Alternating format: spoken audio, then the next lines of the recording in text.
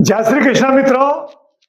आज हम लोग योगासन और व्यायाम में अंतर को समझेंगे।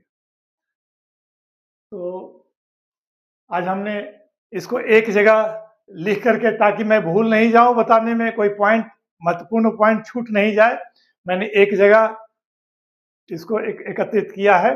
इसको हम लोग यहां से समझेंगे। मित्रों, व्यायाम और योगासन, व्यायाम से थकान होती है। व्यायाम करने से शरीर थकता है, थकावट महसूस होता है, लेकिन योगासन से थकान दूर होती है। योगासन से शरीर हल्का और स्फूर्तिवान बनता है। दूसरा, मित्रों, व्यायाम में समय और प्राण शक्ति अधिक खर्च होती है।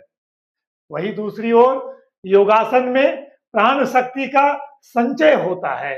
योगासन में कम समय में एवं कम शक्ति खर्च करके अधिक लाभ मिलता है। तीसरा, व्यायाम को कमजोर और वृद्ध व्यक्ति पूरी तरह से नहीं कर सकते। वहीं दूसरी ओर योगासन कमजोर और रोगी व्यक्ति भी विशेषज्ञ की अनुमति और परामर्श से कर सकते हैं। योगासन 5 वर्ष से वृद्धावस्था तक हर आयु तथा हर वर्ग के लोग कर सकते हैं। मित्रों, व्यायाम के लिए विशेष उपकरण, खुला स्थान आदि आवश्यक होता है। वहीं योगासन के लिए किसी उपकरण की आवश्यकता नहीं होती है। मात्र साधक के लंबाई इतना स्थान और बिछाने के लिए एक कंबल या दर्री की आवश्यकता होती है। मित्रों, व्यायाम में अप्राकृतिक दबाव पड़ने से शरीर में कड़ापन आता है, लेकिन योगासन में शरीर लचीला बनता है। व्यायाम में हमारे शरीर की ग्रंथियां समान रूप से प्रभावित नहीं होती हैं, लेकिन योगासन में हमारे शरीर की सभी ग्रंथियों का रसस्राव नियंत्रित होता है। व्यायाम से रक्तवाहिनी धमनियों से विजातीय द्रव का निष्कासन पूरी तरह से नहीं हो पाता, लेकिन योगासन से रक्तवाहिनी धमनियों से संपूर्ण विजातीय द्रव्य निष्कासित हो जाता है। व्यायाम से श्वसन क्रिया अनियंत्रित हो जाती है, लेकिन योगासन से श्वसन क्रिया नियंत्रित हो जाती है, जिसके कारण श्वास प्रश्वास के अनेक लाभ शारीरिक मानसिक स्तर पर मिलता है तथा फेफड़े भी मजबूत होते हैं। व्यायाम से ऊपरी मांसपेशियां प्रभावित होती हैं, लेकिन योगासन से ऊपरी मांसपेशियां सहित अंतरंग अंग भी प्रभावित होते हैं।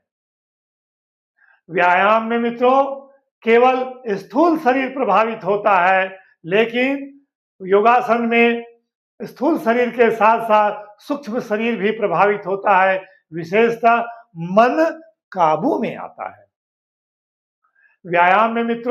व्यायाम से शरीर का विकास बेढंगे रूप से होने की संभावना रहती है, लेकिन योगासन में शरीर का सर्वांगीण विकास सुनियोजित ढंग से होता है, जिससे सौंदर्य बढ़ता है, सुडौलता आती है तथा चेहरे पर कांति और तेज आता है।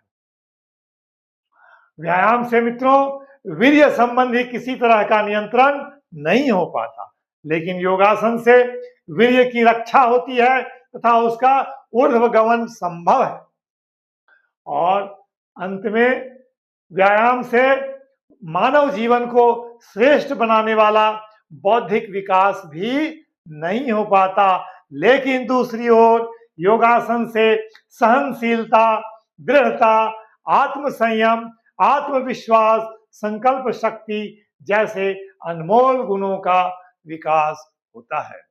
तो इस तरह से हम लोगों ने देखा मित्रों, व्यायाम से योगासन कितना श्रेष्ठ, कितना अच्छा है। तो इस तरह से आज हम लोगों ने इन दोनों का अंतर देखा। अब हम लोग आज का वीडियो यहीं समाप्त करते हैं। हम लोग आप अपने मित्र जीके मिश्र को यहीं विदा दीजिए और हमारे चैनल को अगर सब्सक्राइब नहीं किए होंगे तो सब्सक्राइब कर देंगे, वीडियो को लाइक और कमेंट करेंगे।